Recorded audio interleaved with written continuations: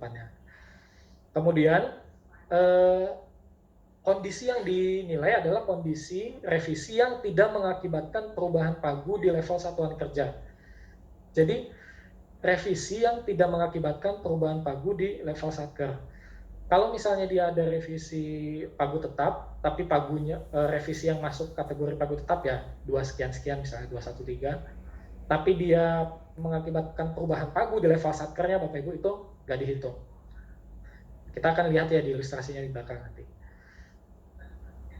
Nah, kemudian sebenarnya jenis revisi tadi ada 14 jenis revisi yang diperhitungkan, jadi diperluas yang terkait dengan ya perencanaan gitu ya, dari sisi perencanaan satuan kerja.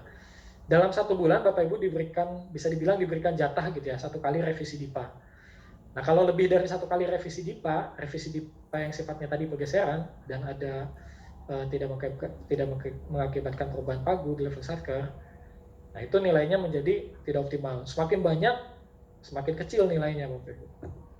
Nilai rumusnya adalah 1 seperti ini ya Bapak Ibu ya. Nah kita tidak terlalu dalam untuk menghitungnya.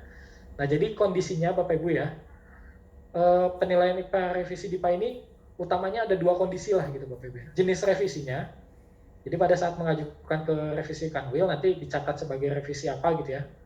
Dan juga kondisi pagunya. Nah dua kondisi ini yang menentukan apakah satu revisi itu dinilai di IPA atau enggak gitu. Kalau 14 jenis revisi ini ya, revisi yang dilakukan masuk dalam 14 jenis revisi ini 201 sampai dengan 239, dan dia tidak mengakibatkan perubahan pagu di level satker, maka revisinya akan dihitung di IPA revisi DIPA. Nah, biasanya banyak bertanya kalau revisi halaman 3 DIPA atau revisi POK itu kehitung nggak? Nggak kehitung Bapak Ibu ya, karena itu termasuk revisi administrasi. Nah yang dihitung adalah revisi ini. Kemudian kondisinya adalah dia mengakibatkan perubahan pagu. Contohnya, misal ada 2 satuan kerja Bapak Ibu ya, sama-sama melakukan revisi kode 213, pergeseran anggaran belanja operasional ke non operasional. Nah di satu satker dia pada saat melakukan revisi itu, nah, kondisi pagunya itu berubah dari 100 miliar menjadi 102 miliar, sementara satu satker yang lain itu dia murni hanya geser aja nih Bapak Ibu ya, hanya geser aja, jadi pagunya nggak berubah gitu. Nah sementara yang di ABC ini bisa jadi dia dapat tambahan gitu ya dari eselon satunya misal. Nah disertai dengan pergeseran belanja operasional ke non operasional. Nah revisi di satker yang ABC yang dia mengalami perubahan pagu ini tidak dihitung Bapak Ibu, tidak dihitung di IPA revisi DIPA, karena tadi revisinya pagunya berubah meskipun kode revisinya di sini adalah revisi pergeseran. Nah tapi untuk satker yang ABD, satker yang kedua, dia dihitung karena kode revisinya tadi 213, pagunya nggak berubah di level satker ya Bapak Ibu ya. Nah ini dihitung. Nah ini yang perlu diperhatikan untuk indikator revisi DIPA ya Bapak Ibu ya. Poinnya adalah jenis revisi, 14 jenis revisi dan kondisi pagu gitu. Itu yang menjadi lingkup penilaian revisi DIPA. Kemudian deviasi halaman 3 DIPA. Nah ini deviasi halaman 3 DIPA Bapak Ibu. Poinnya tadi ya, dihitung di masing-masing jenis belanja, sehingga nanti tidak saling mengkompensasi. Kemudian ada ambang batas deviasi 5%, rata-rata deviasi 5% gitu ya, untuk dapat nilai 100. Kemudian ada juga batas maksimal deviasi. Ini mungkin kasuistis aja sih ya Bapak Ibu ya. Poin ketiga ini kasuistis. Kalau kita lihat, kita bandingkan dengan penilaian 2021 ya Bapak Ibu ya. Ini misal ada satuan kerja punya RPD seperti ini Bapak Ibu ya, di 51, 52, 53 gitu. Jadi satkernya hanya punya 3 jenis belanja gitu ya. Kalau punya 57 ya nanti akan dihitung juga RPD 57-nya. Nah kalau kita bandingkan di 2021 perhitungannya, itu kita akan menghitung deviasi total ya Bapak Ibu ya di sini nih. Jadi realisasinya di sini 2,1 miliar, katakanlah 2,1 miliar. Sementara RPD-nya 2 miliar gitu ya. Dulu kita akan langsung hitung secara total. Nah, di sini deviasinya kan 0,1 miliar Bapak Ibu ya. Deviasinya 0,1 miliar, 2,1 kurangi 2. Dia deviasi totalnya 5%. Nilai IKPA-nya 95 kalau dulu seperti itu. Tapi kalau sekarang kita akan lihat deviasi per jenis belanja dulu Bapak Ibu ya. Jadi di sini deviasinya sebenarnya dibentuknya dari belanja 52 saja Bapak Ibu. 52-nya rencananya 1, realisasinya 1,1. Sementara yang lain, belanja yang lain nggak ada deviasi. Nah, maka nanti di rata-rata ya deviasi 51, 52, 53 dapat angka 3,3 ya gitu, 3,33. Nah, karena dia masih di ambang batas 5% Bapak Ibu, maka nilainya masih 100 gitu ya. Meskipun ada deviasi sebesar 3,33. Jadi karena ambang deviasinya ini masih kurang dari 5%, sampai dengan 5% ya, itu dapat nilai 100. Nah, kemudian penilaian IKPA deviasi halaman 3 DIPA juga akan mengantisipasi ya nilai yang saling mengkompensasi, deviasi yang saling mengkompensasi. Maksudnya seperti apa? Jadi kalau misalnya dulu contoh di sini ya Bapak Ibu ya, ada deviasi di belanja 51 ya, deviasinya deviasi negatif atau realisasinya lebih kecil dari RPD. Realisasinya 0, RPD-nya 1 gitu ya. Maka deviasinya minus 1 ya. Di satu sisi di belanja lain Bapak Ibu, itu ada deviasi juga nih di belanja 52, deviasinya deviasi positif. Positif 1, yaitu realisasi yang lebih besar dari RPD. Realisasinya 2, RPD-nya 1. Deviasinya adalah plus 1. Yang satu plus, yang satu minus gitu deviasinya. Saling menutup, seolah-olah nggak ada deviasi. Kalau tahun lalu Bapak Ibu ya. Nah, kalau tahun lalu seolah-olah nggak ada deviasi, kalau tahun ini kehitung deviasinya Bapak Ibu di per jenis belanja. Nah, jadi akan mengantisipasi ya deviasi yang saling mengkompensasi dan nanti akan diperhitungkan dalam perhitungan rata-rata deviasinya. Demikian selanjutnya ya Bapak Ibu ya. Nah, dalam kondisi tertentu ya, kadang ada kami temukan satuan kerja yang dia tiba-tiba realisasinya itu melonjak tajam gitu ya, atau realisasinya jauh lebih besar dari RPD-nya. Sehingga kalau dihitung secara rumus, deviasinya lebih besar dari 100%. Berkali-kali lipat, bahkan bisa sampai 950% misalnya contoh ini. 950% dari mana? Dari, kalau dulu kita hitung, realisasinya 21 miliar, RPD-nya 2 miliar gitu ya. Jadi deviasinya besar sekali.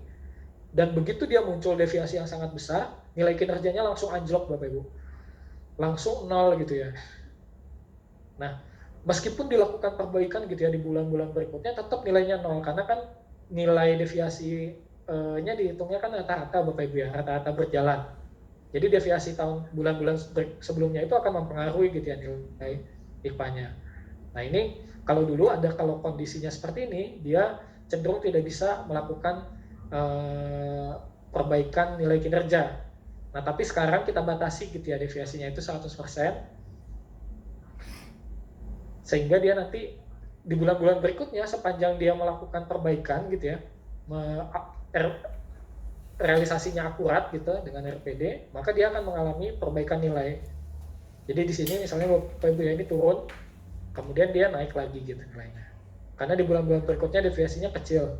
Tapi kalau di kondisi yang tahun 2021, itu apapun yang dilakukan gitu ya, karena udah sempat gede duluan nih di bulan Mei, ya langsung jatuh nilainya. Itu untuk deviasi halaman 3 DIPA Bapak Ibu ya. Jadi poinnya adalah dinilai per jenis belanja, deviasi per jenis belanja, ada ambang batas nilai 5% ya untuk rata-rata deviasi 5% untuk mencapai nilai 100, dan juga ada batasan nilai deviasi gitu ya per bulan, yaitu 100%. Ini untuk halaman 3 DIPA. Kemudian untuk penyiapan anggaran Bapak Ibu, mungkin ini sudah banyak yang tahu juga ya, bahwa kita akan menentukan target penyerapan itu beda-beda nanti bisa Bapak Ibu ya. Bisa beda-beda. Kenapa? Karena kita akan melihat komposisi belanjanya gitu ya. Komposisi belanjanya. Jadi untuk belanja pegawai kita ditargetkan gitu ya, triwulan 1 20%, 50%, 75, 95. Belanja barang lebih rendah Bapak Ibu 15% di triwulan awal, tapi triwulan 2-nya 50%, triwulan 3 70, triwulan 4 90. Belanja modal lebih rendah lagi gitu ya. 10, 40, 70, 90. Belanja bansos tinggi karena memang selama ini bansos ini dia bisa disalurkan dari awal triwulan ya Bapak Ibu ya, dan bertahap gitu ya. Jadi cenderung lebih lebih proporsional.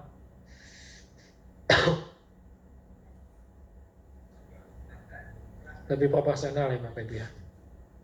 Nah, yang perlu menjadi perhatian Bapak Ibu, di sini yang kita tetapkan adalah target per jenis belanja saja ya Bapak Ibu ya. Tapi penilaian kinerjanya nanti bukan per jenis belanja penilaian kinerjanya. Penilaian kinerjanya adalah per satuan kerjanya, per unit kerjanya gitu ya. Jadi yang dinilai adalah penyerapan secara total terhadap target totalnya juga.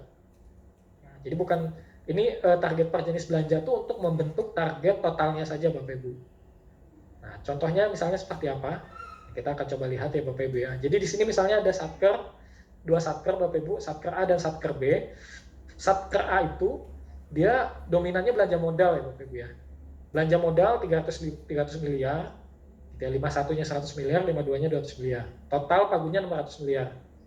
Sementara satker B ini dominannya belanja bansos 700 miliar ya. Yang lainnya pegawainya 50, barangnya 150, modalnya 50. Nah, satker ini karena komposisi belanjanya berbeda, targetnya akan berbeda ya untuk 2022. Kalau 2021, targetnya sama Bapak Ibu, 15, 40, 60, 90. Satker 2 juga sama, 15, 40, 60, 90. Tapi 2022 kita akan menghitung targetnya dari tadi ya, hitung dulu target per jenis belanjanya dulu Bapak Ibu. Misal, satker yang A, belanja 51-nya target di triwulan 1 adalah 20 miliar, 20% kali 100 ya.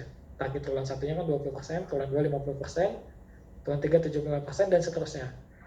Nah, setelah kita hitung target per jenis belanja, kita dapat nih target total. Target totalnya di triwulan 1 untuk satker A ini adalah 80 miliar. Triwulan 2 270 miliar, kumulatif ya Bapak Ibu ya. 425 miliar, dan di akhir tahun 545 miliar. Sehingga kalau dipresentasikan gitu ya terhadap pagu, targetnya adalah triwulan 1-nya 13,3%, triwulan 2 45%, triwulan 3 71%, triwulan 4 90,8%. Ini untuk satker yang A, satker 1 ya, satker A. Tapi untuk satker B, karena dia banyaknya di belanja bansos gitu ya, belanja bansos targetnya kan lebih tinggi ya. Nah, jadi di sini kalau kita hitung dengan prinsip yang sama tadi ya, pagu dikalikan dengan target triwulanan, kemudian dijumlah nanti di sini. Jadi target dikali pagu per jenis belanja, kemudian nanti dapat angkanya dijumlah. Nah, target triwulanannya adalah segini untuk satker B, atau sebesar 22,4% di triwulan 1, 49,5 di triwulan 2, 73,9 triwulan 3, dan 93,9 triwulan 4. Jadi beda ya kalau kita lihat Bapak Ibu ya targetnya. Beda. Kalau sekarang setiap satker bisa jadi berbeda gitu targetnya, tergantung komposisi belanjanya. Nah, itu nanti yang perlu diperhatikan, di mana saya bisa mengetahui target penyerapan satuan kerjanya di aplikasi OMSPAN Bapak Ibu, atau Bapak Ibu bisa hitung manual gitu ya. Cuma kami sudah sediakan juga di aplikasi OMSPAN target penyerapannya. Nah, yang perlu menjadi perhatian utama ya Bapak Ibu ya, kadang ada mispersepsi gitu ya dari satuan kerja ataupun kementerian lembaga bahwa penyerapan itu ya berarti belanja pegawai harus segini 20%, 50%, 75%, belanja barang harus segini juga, belanja modal dan bansos juga gitu ya, harus sesuai targetnya. Ya idealnya seperti itu Bapak Ibu, tapi untuk penyiapan anggaran ini lebih fleksibel ya, fleksibel karena yang dinilai adalah penyerapan secara total. Ya, penyerapan terhadap target totalnya, target yang di sini Bapak Ibu ya. Contoh misal, satuan kerja A tadi targetnya adalah triwulan 1 54 miliar, triwulan 2 198, 357, 557. Nah, maka nilai IPA, nilai kinerjanya adalah berapa penyerapan di triwulan 1 secara total dibagi dengan berapa target di triwulan 1-nya. Contoh ya Bapak Ibu ya. Jadi berapa penyerapan secara total di triwulan 1 dibagi berapa target total di triwulan 1. Contoh misal di triwulan 1 realisasinya 80 miliar, targetnya realisasinya 54 miliar, targetnya 80 miliar. Maka nilai kinerjanya adalah 67,5. Jadi kita nggak lihat lagi nih realisasi per jenis belanja, pokoknya secara total. Artinya bisa saling mengkompensasi Bapak Ibu ya. Kalau belanja pegawainya kecil gitu ya, tidak mencapai target, bisa ditutup dari belanja barang, belanja modal atau lainnya. Nah, nilai kinerjanya adalah 67,5. 54 dibagi 80. Itu nilai kinerja penyaluran triwulan 1, nilai IPA-nya juga sama 67,5. Triwulan 2 realisasi 198, targetnya 270. Nilai kinerja triwulan 2, nilai kinerja penyerapan anggaran NKPA triwulan 2 adalah 73,3. Dapat dari mana? 198 dibagi 270. Nah, ini nilai kinerjanya triwulan 2 saja. Tapi kalau nilai IPA-nya dia akan membawa nilai bulan sebelumnya. Jadi nilai IPA-nya adalah 67,5 ditambah nilai kinerja triwulan 2, 73,3, nilainya 70,4. Demikian untuk triwulan 3 dan triwulan 4. Jadi kalau capaian triwulan sebelumnya itu nggak optimal, dia akan membawa terus Bapak Ibu. Nah, jadi dengan seperti ini kita harapkan gitu ya, bahwa penyiapan anggaran yang tinggi itu nggak hanya di akhir saja gitu, tapi mulai diakselerasi dari triwulan 1, triwulan 2, dan triwulan 3 gitu. Itu untuk penyiapan anggaran. Nah, belanja kontraktual, indikator selanjutnya belanja kontraktual Bapak Ibu. Ini mungkin perlu perhatian penuh gitu ya Bapak Ibu ya, karena ini akan cenderung jadi banyak, selama ini yang menjadi banyak pertanyaan ini salah satunya di sini, di belanja kontraktual dan juga UP. Nah, belanja kontraktual tidak hanya kita lihat lagi dari sisi ketepatan waktu saja, yaitu 5 hari kerja. Jadi ketepatan waktu penyampaian kontrak itu kan 5 hari kerja setelah kontrak ditandatangani gitu ya. Itu harus sudah disampaikan ke KPPN.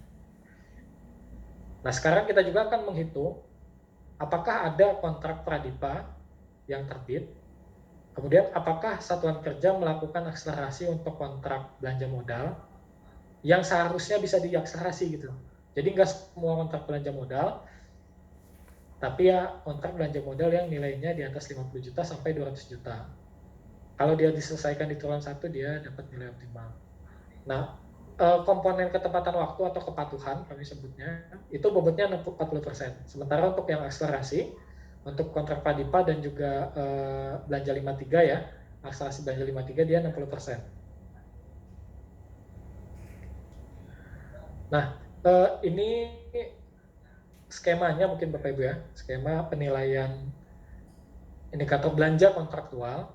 Nah, jadi kalau kepatuhan atau ketepatan waktu belanja pendaftaran kontrak ini ya tentu dihitung dari semua data kontrak yang terbit gitu ya, dari yang terbit dari Januari sampai dengan Desember, yang disampaikan KPPN dari Januari sampai dengan Desember.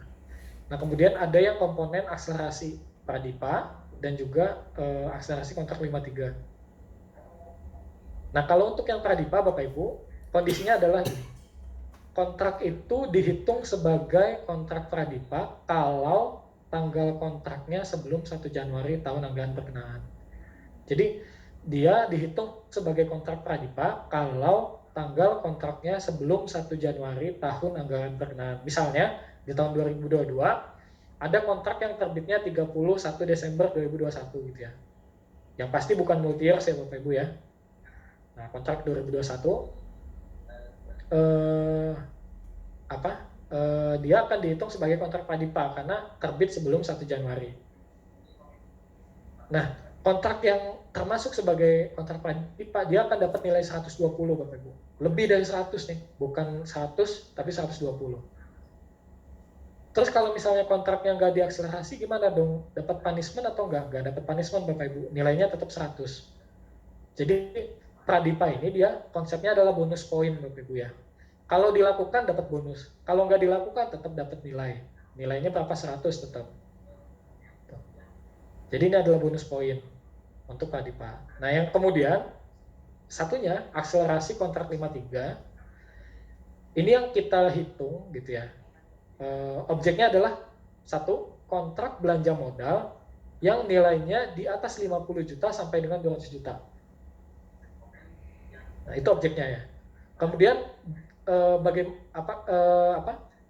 kontrak yang seperti apa gitu yang dapat nilai optimal atau kontrak yang dianggap sebagai kontrak yang diakselerasi yang dia diselesaikan sampai dengan triwulan 1 tahun anggaran berkenaan. Jadi kalau misalnya Bapak Ibu punya kontrak 53 gitu ya, nilainya itu 190 juta, diselesaikan di triwulan 1, artinya SP2D terakhir ya, SP2D kontrak terakhirnya itu adalah katakanlah tanggal 28 Maret gitu ya, maka dia akan dapat nilai 100 Bapak Ibu. Jadi yang kita hitung dari tanggal SP2D atau tanggal penyelesaiannya. Itu dia dapat nilai 100, diselesaikan di triwulan 1. Tapi kalau misalnya diselesaikannya baru di triwulan 2, nilainya 90. Di triwulan 3 nilainya 80, triwulan 4 makin rendah lagi 70. Nah, jadi dengan indikator ini kita mendorong agar kontrak-kontrak yang secara prinsip bisa dipercepat, yang bisa dilakukan dengan pengadaan sederhana gitu ya, pengadaan langsung tanpa perlu proses tender, itu bisa dilakukan di triwulan 1 gitu. Bapak Ibu. Bisa dilakukan dan diselesaikan di triwulan 1. Seperti itu. Nah, ilustrasinya ini Bapak Ibu ya. Ini kalau lihat-lihat tabel nih biasanya waduh makin ngantuk nih. Tapi kalau misalnya bisa kita pahami ya Bapak Ibu ya, ini akan memberikan satu asupan yang cukup lah gitu ya untuk nanti membekali Bapak Ibu dalam melakukan upaya-upaya ini pencapaian kinerja yang baik gitu ya. Jadi misal Bapak Ibu ya, satuan kerja punya 12 kontrak, dia ada yang kontraknya itu terbitnya sebelum tahun anggaran berjalan. Jadi ini tahun anggaran 2022 penilaiannya Bapak Ibu. Ada 2 kontrak yang terbit tahun anggaran sebelum tahun anggaran berjalan. Ada kontrak 53 yang nilainya sampai dengan 200 juta, di atas 50 sampai 200 juta, ada 3 kontrak. Itu ya Bapak Ibu ya. Nah, kemudian bagaimana penilaian pada belanja kontraktualnya? Pertama kita lihat dari sisi kepatuhan atau ketepatan waktu ya Bapak Ibu ya. Ketepatan waktu lebih sederhana, kita lihat apakah dia disampaikan 5 hari kerja sebelum 5 hari kerja setelah tanggal kontrak. Nah, di sini ada yang 21 hari dan 14 hari gitu ya. Ini 14 hari kok masih tepat waktu gitu ya. Ya, dia dihitung tepat waktu. Kenapa? Karena dia adalah kontrak yang terbit di bulan Desember atau tahun sebelumnya. Nah, 5 hari kerja itu adalah 5 hari kerja yang dihitung sejak 2 Januari Bapak Ibu ya. Sejak awal tahun. Jadi, karena memang pendaftaran kontrak KPPN itu kan baru bisa dibuka dari hari kerja pertama ya di 2022. Maka itu nanti startnya dari situ Bapak Ibu, hari kerja pertama itu. Nah, jadi kenapa di sini 14 dihitung tepat waktu ya, karena dia sebenarnya di tanggal 3 ini, tanggal 8 ya disampaikan KPPN, tanggal terima. Tanggal terima inilah tanggal disampaikan KPPN. Ini adalah masih dalam waktu 5 hari kerja sejak awal tahun. Nah, jadi meskipun diselesaikannya 14 hari, karena dia kontrak pradipa, dia tetap tepat waktu ya. Satu. Tapi yang kedua ini kontraknya terlambat meskipun dia terbitnya tadi ya di 21 Desember 2021 tapi diterima di KPPN-nya, didaftarkan KPPN-nya baru tanggal 19. Ini udah lewat 5 hari kerja juga gitu ya. Nah, ini dia terlambat. Maka dapat nilai 0 untuk komponen kepatuhan atau ketepatan waktu. Nah, semua kontrak ini akan dihitung nilai ketepatan waktunya, nanti akan dapat angka nilai komponennya ya, 91,67. Nah, kemudian yang kedua, kita lihat dari sisi pradipa Bapak Ibu ya, komponen pradipa, kontrak dini. Nah, ini kita lihat Bapak Ibu, yang dinilai, yang dapat nilai ini nggak semua kontrak ya Bapak Ibu ya. Yang dapat nilai itu adalah kontrak yang terbit di triwulan 1. Jadi, terbit di triwulan 1 Bapak Ibu ya. Nah, yang terbit di triwulan 1 kalau kita lihat di sini ada 5 kontrak. Yaitu kontrak 1 sampai kontrak 5 gitu ya. Sementara kontrak 6 ini terbitnya di bulan April ke belakang, dia nggak kehitung, dia nggak dikasih nilai dan nggak dihitung sebagai basis ya teman nilai. Nah, yang dihitung adalah yang kontrak 1 sampai 5 yang terbit di triwulan 1 sampai dengan triwulan 1, termasuk yang pradipa. Nah, yang pradipa dapat nilai 120 Bapak Ibu. Yang terbit 21 bulan 12 2021 kontrak 1 dan kontrak 2, dia dapat nilai 120 bonus. Nah, tapi kontrak yang dia terbitnya itu Januari, Februari, Maret tetap dapat nilai 100 gitu. Tetap dapat nilai 100. Semakin banyak gitu ya kontrak yang terbit di triwulan 1, nilai ini tentunya akan semakin besar. Maksudnya makin banyak ya yang diterbitkan pradipa ya makin gede lagi, lebih dari 100. Contohnya di sini dia nilainya 108 gitu. Nah, jadi poinnya adalah dia poinnya diberikan untuk kontrak yang terbit sampai dengan triwulan 1. Untuk yang terbit yang pradipa yang terbit sebelum tahun anggaran berjalan nilainya 120 bonus. Nah, ini untuk yang kontrak pradipa. Kemudian untuk kontrak yang akselerasi belanja modal. Kontrak akselerasi belanja modal. Nah, ini kita lihat kondisinya Bapak Ibu. Tadi kan yang dihitung adalah kontrak belanja modal 53 dengan nilai di atas 50 sampai 200 juta. Nah, di sini belanja modalnya ada banyak nih Bapak Ibu ya. Tapi nggak semua dihitung. Yang dihitung hanya yang di atas 50 juta sampai 200 juta. Kalau kita lihat di sini yang masuk kriteria itu adalah kontrak 3, kontrak 5, dan juga kontrak nomor 8. Nilainya 125 juta, kemudian 111 juta, dan 157. Tapi yang nilainya 300 juta ini nggak dihitung, Bapak Ibu. Nggak dikasih poin. Bukan jadi objek penilaian untuk akselerasi kontrak. Nah, dia yang kontraknya diselesaikan, tanggal penyelesaian Bapak Ibu ya, diselesaikan di triwulan 1 dapat nilai 100, yaitu kontrak 3 dan kontrak 5. Kenapa dia dapat nilai 100? Tadi penyelesaiannya ini sebelum 30 di triwulan 1 ya, sampai dengan 31 Maret. Tapi kontrak yang baru diselesaikan, SP2D-nya itu baru selesai tanggal 28 Agustus gitu ya Bapak Ibu ya, ini nilainya 80. Tadi, karena dia di triwulan, masuknya di triwulan 3 ya Bapak Ibu ya. Triwulan 3 nilainya 80. Nah, sehingga kalau dihitung nanti kita dapat nih nilai per komponen. Kemudian kita hitung berdasarkan bobot-bobotnya ini, nilainya adalah 97,07. Jadi, nilai yang 108 ini dia mengkompensasi Bapak Ibu ya, nilai yang belum optimal di komponen lain. Bagaimana kalau misalnya ternyata nilainya 100, di sini ya, kepatuhannya 100, akselerasi 53-nya 100 juga, ininya 120 misalnya. Nilai belanja kontraktualnya, indikator belanja kontraktualnya berapa dong? Nilainya tetap 100, maksimal 100 di sini ya nilainya. Jadi prinsipnya tadi ya Bapak Ibu ya, 3 komponen ini perlu diperhatikan, dan yang perlu diperhatikan juga tadi kondisi-kondisinya yang memang ini agak sedikit rumit ya, tapi ini lebih substansial ke arah percepatan belanja kontraktual Bapak Ibu ya.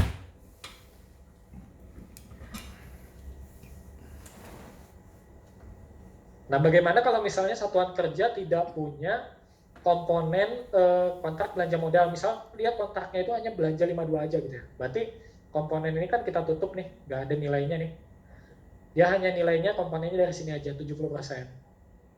Nah, tapi kalau misalnya 70%, Bapak Ibu, dia nanti akan dikonversi bobot. Konversi bobot artinya yang tadi ya. Jadi kalau misalnya dia sepanjang dia 100 gitu ya dinilai kepatuhan, ketepatan waktu dan pradipa gitu ya 100, ya nilai kinerja, nilai IPA-nya juga tetap 100 bukan 70.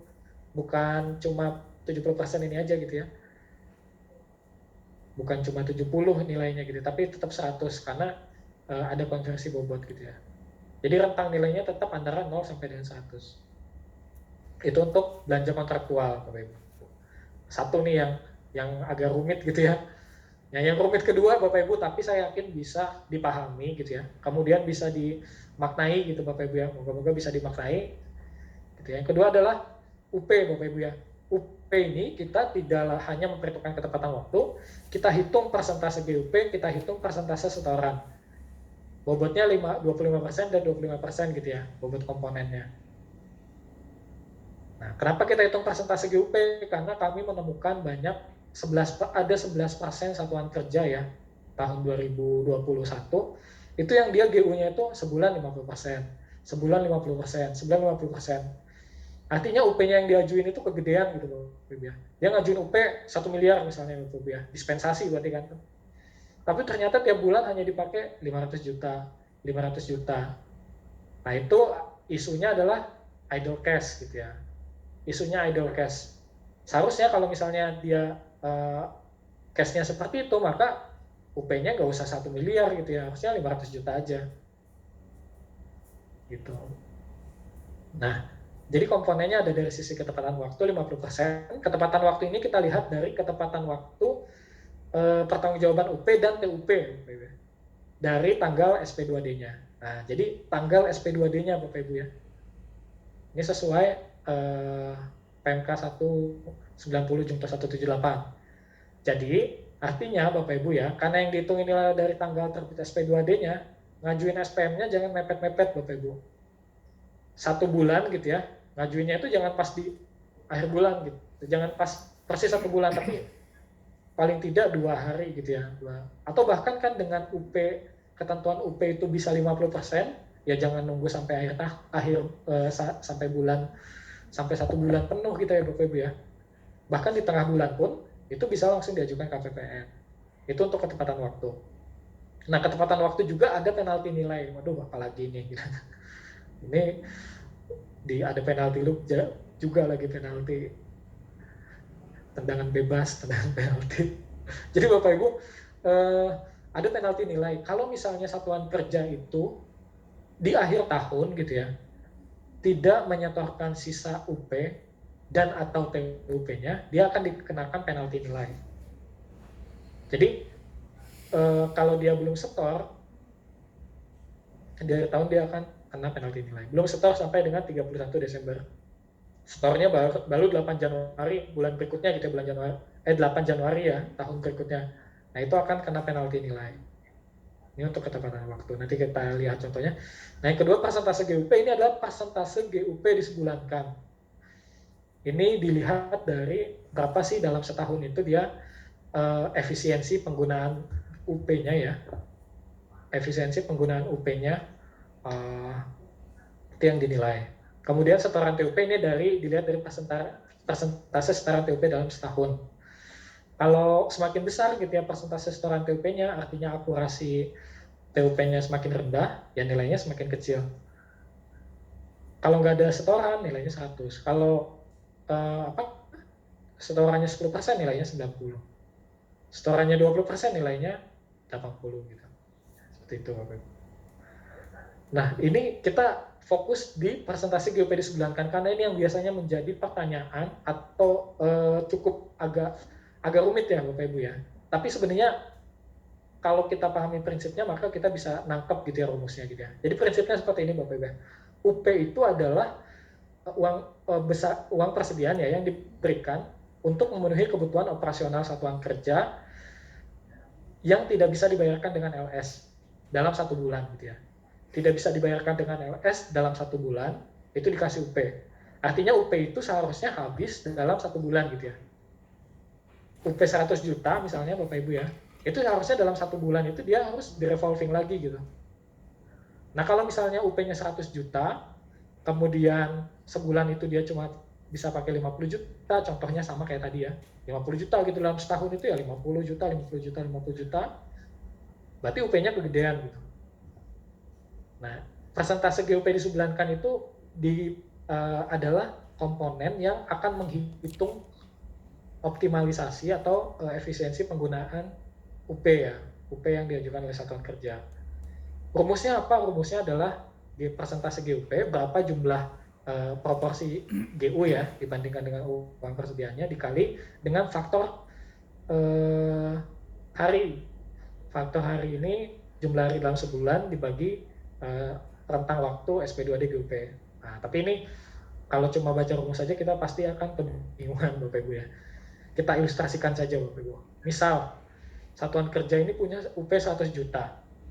Kemudian dia melakukan GU sebesar 50 juta. Bapak. Di satu waktu dia mengajukan GU sebesar 50 juta, terbit SP2D GU-nya itu tanggal 13 Mei. Nah, artinya persentase GUP-nya ini adalah 50% Bapak Ibu ya. 50 juta dibagi 100 juta. Persentase GUP-nya adalah 50%. GU-nya tanggal 13 Mei. Nah, kita lihat nih, GU ini tuh berapa hari sih di atas GU sebelumnya gitu ya. Nah, dia adalah 15 hari Bapak Ibu. Jadi GU sebelumnya adalah 28 April. Nah, selisih dari 28 April ke 13 Mei ini adalah 15 hari. 15 hari. Gitu ya. Jadi kita bisa ibaratkan gitu ya, Satker itu bisa menggunakan UP-nya sebesar 50% hanya dalam waktu 15 hari. 15 hari. Ini kalau kita hitung dia ternyata setengah bulan ya Bapak Ibu. Setengah bulan. setengah bulan. Jadi 50% bisa digunakan dalam waktu setengah bulan. Nilainya apa? Nilainya 100. Nilai persentase GUP sebulanannya adalah 100. Kenapa? Karena tadi ya, UP itu kan untuk memenuhi kebutuhan dalam 1 bulan. Nah, kita konversi nih, kita ibaratkan gitu ya. Kira-kira kalau misalnya dalam sebulan dia nilainya berapa ya? Nilainya 100 gitu ya. Karena 50% itu bisa dilakukan dalam setengah bulan. 50%-nya UP itu bisa dipertanggungjawabkan dalam setengah bulan. Itu sama dengan UP 100% dalam 1 bulan gitu. Analoginya kurang lebih seperti itu gitu Bapak Ibu. Sama juga dengan GU ya, persentase GU itu 75% yang dilakukan dalam 3/4 bulan. 3/4 bulan. Nah, artinya untuk mencapai nilai optimal di sini ya Bapak Ibu ya, nilai persentase optimal di persentase GUP disebulankan, itu tuh nggak harus nunggu UP-nya 100%, GU-nya 100%. Dia bisa 50% langsung GU, terus dapat nilai 100, ya sepanjang tadi rentang waktunya ya setengah bulan gitu. Kalau misalnya lebih cepat lagi ya malah tetap optimal nilainya 100. Misalnya GU-nya 50%, rentang waktunya cuma 7 hari gitu ya. Nilainya tetap 100 Bapak Ibu. Nah, tapi kalau misalnya GU-nya 100% gitu ya. GU-nya 100%, 100 juta tapi dalam waktu 2 bulan nilainya di sini hanya 50 Bapak Ibu, persentase GUP disebulankannya hanya 50. Nah, saya mungkin fokus di sini saja Bapak Ibu persentase GUP disebulankan, karena yang lainnya ini saya rasa bisa dipahami ya langsung ya. Tapi yang persentase GUP disebulankan ini yang perlu khusus gitu ya. Nah, kita lihat ini Bapak Ibu ya, tiap kali GU, satuan kerja tiap kali GU dia akan dinilai persentase GUP disebulankannya Bapak Ibu. Tiap kali GU. Nah, GU yang pertama Bapak Ibu, ini dilakukan gitu ya, dalam rentang waktu 28 hari, selisih harinya. Ini selisih harinya. Dari tanggal 3 Februari ke 3 Maret itu adalah 28 hari, 1 bulan.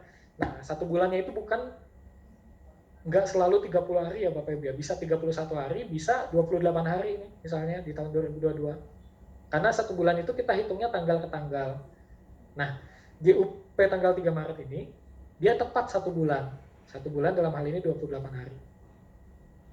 Persentase GUP-nya 56,89. Nah, jadi dalam 1 bulan itu dia baru bisa atau hanya menggunakan UP-nya sebesar 56,89. Nggak nyampe 100 gitu. Maka nilainya nggak optimal Bapak Ibu. Nilainya 56,89. Dapatnya dari mana? Formulanya tadi. Ini persentase GUP ini dikalikan dengan jumlah hari dalam sebulan. Nah, dalam sebulannya dari 3 Februari ke 3 Maret kan 28 hari ya. Dibagi dengan selisih harinya yang selisih hari antar GU. Dapat 56,89. Nah, contoh lain, misalnya Bapak Ibu ya, di tanggal 7 Mei, ini dia melakukan GU sebesar 66,52% gitu ya, dari UP-nya. Hanya dalam rentang waktu 17 hari kalender. Nah, 17 hari. 66,52% itu hanya 17 hari. Berapa nilai persentase GU disebulankannya? Nilainya 100. Dapatnya dari mana? Dari 66,52 dikali dengan jumlah hari dalam sebulan, gitu ya, dibagi 17. Nah, sebenarnya nilainya lebih dari 100 gitu ya, tapi nilai di IKPA ini komponennya tetap nilainya maksimal 100. Nah, artinya dia diibaratkan gitu ya, kalau dalam 66,52% ini GU-nya, dia kan hanya 17 hari kerja gitu ya. Bagus berarti dia nih. Sudah memenuhi ketentuan atau prinsip tadi ya, UP 1 bulan untuk memenuhi kebutuhan operasional 1 bulan. Nah, jadi kombinasi biar mendapat nilai 100 ini bisa macam-macam gitu ya. Bisa dari UP yang hanya 50% dalam setengah bulan, atau UP yang 100% dalam 1 bulan gitu ya, atau lain-lainnya. Nah, ini untuk GUP. Untuk dispensasi SPM, ini dihitung dari rasio ya, SPM yang diterbitkan dengan dispensasi terhadap total SPM di triwulan 4. Kurang lebih sama, tapi kita buat kategorisasi yang beda Bapak Ibu ya. Kalau misalnya dia rasio SPM yang terbit dengan dispensasinya 0,01 sampai 0,099, nilainya 95. Tapi bukan persen, tapi per mil, per 1000 ya Bapak. Kalau misalnya dia paling kecil adalah nilai 80 kalau dia rasionya lebih besar dari 5 gitu. Ini contohnya, kalau contohnya misalnya Satker punya rasio dispensasi SPM 4,6. 4,6 itu berarti masuk ke sini ya. Berarti nilainya 80. Nah, 4,6 dapatnya dari mana? Dari jumlah SPM yang terbit dengan dispensasi, yaitu 24 SPM nih Bapak Ibu ya. Jadi sepanjang triwulan 4 ini terbit SPM SP2D 5214, di mana 24-nya ini melalui